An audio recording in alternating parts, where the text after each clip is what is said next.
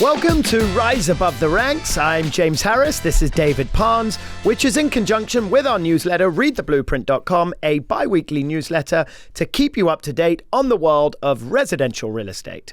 Each week on this podcast, we dive into one topic of real estate that we think will help you elevate your game. Today, we have a very special guest, Ben Teller, who is a social media expert who works with us on our social media, and we're going to be discussing everything and anything social media related for real estate agents. Welcome to you, Ben. Thanks, guys. We're happy to have you on because, boy, social media has changed from when Dave and I started in the business to today, and we want to cover all things social related because, let's be honest, it's become a really important part of our business. Yeah, to this point, I would say to you guys, how much has it changed in the past 15 years from when you guys started, which wasn't even around really, to where it is today? How important would you say it is? It's crazy. I mean, everything has changed. Sometimes I'll find someone's page and I don't know why, for one or another reasons, I'll scroll all the way down to their first post and it was, 2013 and it's just a shit photo, blurry. Today, it's like you got to have a ring light, you got to have the right lighting, you got to have a filter, you got to be relevant. And that's, I think, a lot of what we need to discuss today, especially in the real estate industry. Yeah, I would say if you're just getting out in real estate and you're like, what do I do? I would say, well, start downloading all the apps and familiarize yourself. Right. Instagram, TikTok, YouTube. Find one that makes sense for you. Right. I think there's a lot of opportunity for a lot of different platforms, but I think what's crucial is picking one or two and becoming really good at it. Yep. Understanding the real estate space on one of these platforms is a little bit different, right? So YouTube may be more longer form content and videos of homes. TikTok may be more trends and challenges and more ways to just create some viral, whatever you want to call it.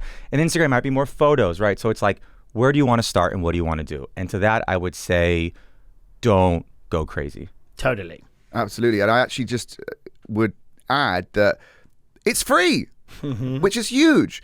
If you are an agent that's starting out, you probably don't have much money, right? So like you just said, Ben, you can set up all accounts on all of those platforms, research them, and create your own content, which you don't have to pay for. Totally. And I think you need to figure out what the content is that you want to post, right? Yeah. It's not about just throwing up a ton of crap. Yeah. Really sit and think about what is relevant to you. Perhaps you set yourself 5 content ideas that you want to share. I love this. I was actually going to say that. I think what's really important is when you pick a platform, let's just start with Instagram. I think Instagram is the bare minimum. Everyone should be on it. It's like your front-facing resume. It's like your website, right? Yep. That's what it's become. If you're going to go on Instagram and you want to start, well, how are you going to start? Let me go follow 25 agents that I want to be in 10 years. I'm going to follow James. I'm going to follow David. I'm going to follow Mauricio. I'm going to follow everybody. And then I'm going to see, what are they doing? What do I like? What do they not like? And then I'm going to say, what in my personality, what in my skill set can I follow from them? And then I'm going to come up with 5 to 10 different ideas. And I'm going to be very careful in how I come up with those ideas because authenticity kind of bleeds through social media. If you're not authentic, good luck building business, good luck building followers. I always say, you don't need 1,000 followers, you need 100 super followers. 100%. So don't go crazy. Get on Instagram, follow a few people, and just start to brainstorm. And don't be scared. Start to post some things and see what comes of it. Start to follow people, start to ask some questions, and just see what happens. Great advice. Great advice. So let me ask you this. I'm a new agent. I think the misconception of social media is people think they can put up 1 video, 2 videos, and they're going to get results. I'd love you to talk, Ben, a little bit about consistency because I think people get bored or they get upset they're not getting the results. Talk a little about how important consistency is on being relevant across these social platforms. Yeah, totally. I would say social media is a marathon, not a sprint. Amen. Right? You have to just evaluate the long-term growth for what you're trying to accomplish. It is no one's really built overnight unless of something miraculous. So I would say when you come up with your 5 or 10 content ideas, let's just say, for example, it's I'm going to post Instagram story tours of the home. I'm going to post my 5 favorite features.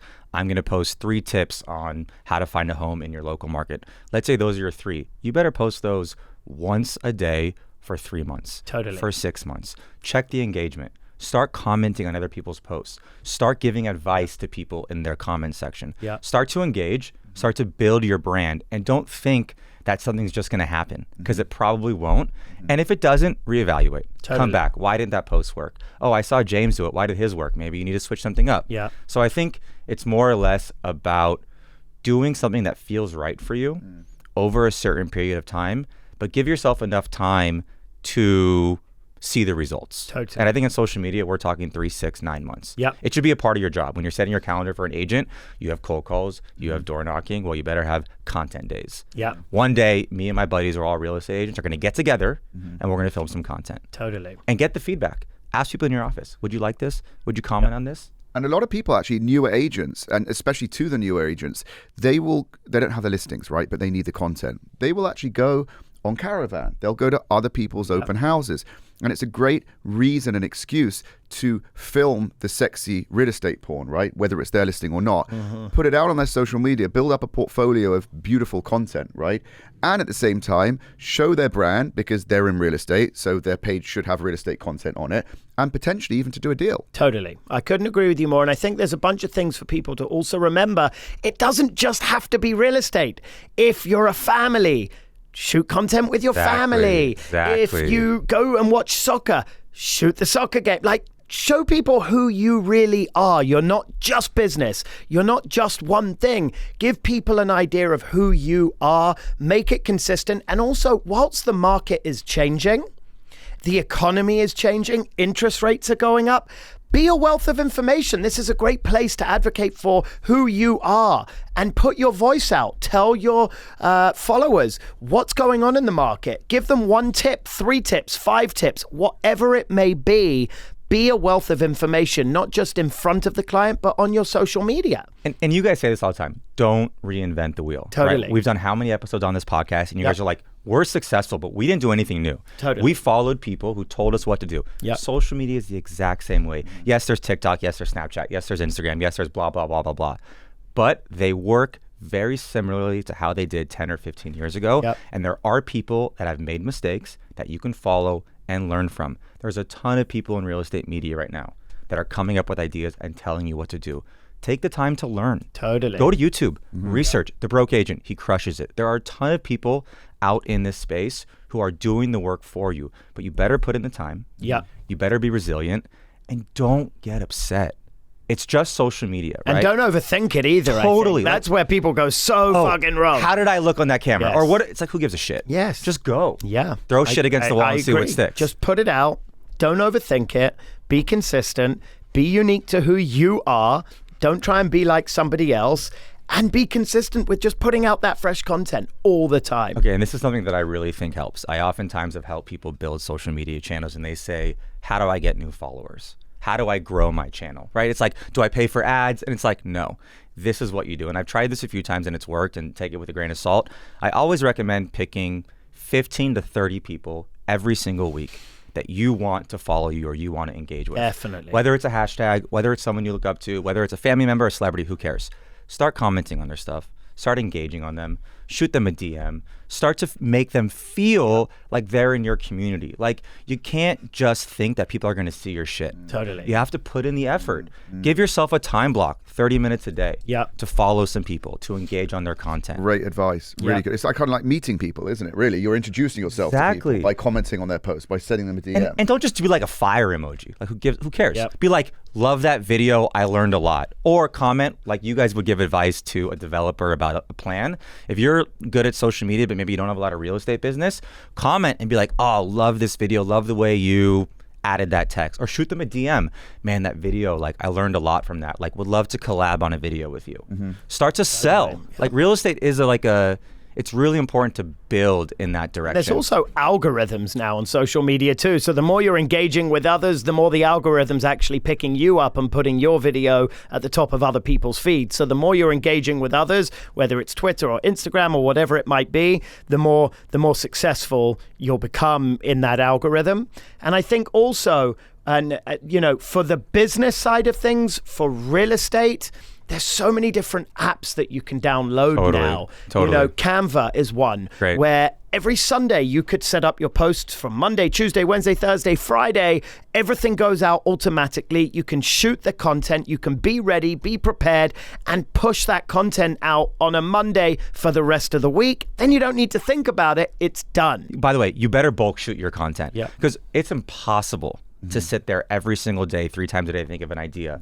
Come up with a few ideas, film them, post them, wear a different shirt. Yes, it happens. Yes, people do it all the time. And no, it's not a bad thing at all. Yep. No, Ben, it's great to have you on because you have helped us tremendously, and to have your advice to be able to share, because look, we're pretty good, but this guy is the guru, and for newer agents, hopefully this advice that we wish we could have heard earlier on will help you guys. All right, let's summarize the episode. Give us top 10 thoughts and takeaways on social media. All right. If you are coming into social media and you are a newer agent, it's your responsibility to just understand the platforms and how they work.